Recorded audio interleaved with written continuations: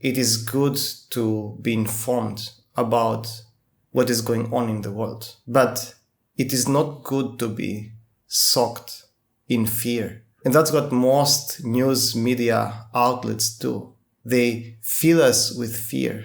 They terrorize us constantly. And they do that for two reasons.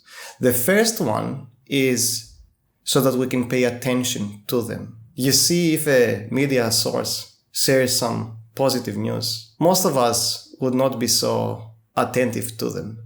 But when they share, when they speak about something negative, something dangerous, something that could influence our lives in a negative way, that could pose threat, let's say, to our well-being or even to our survival, then we pay so much attention to it. So by constantly terrorizing us, by constantly spreading fear, the media has learned to grab our attention and in turn to make profit. Now, the other reason why the media likes to terrorize us, and that applies specifically to the mainstream, established media outlets, is because this way they can tell us what to do. They fill us with fear about the problem, and then they tell us the solution to that problem.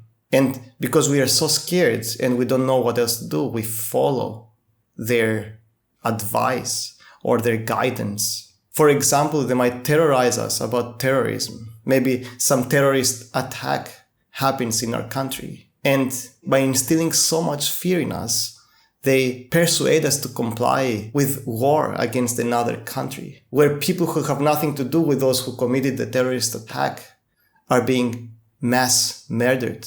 So if we are not careful about our media consumption, we are going to become paranoid and make bad decisions. So pay attention to the media, pay attention to the news, but be very careful about your news sources and always look at them with a critical eye.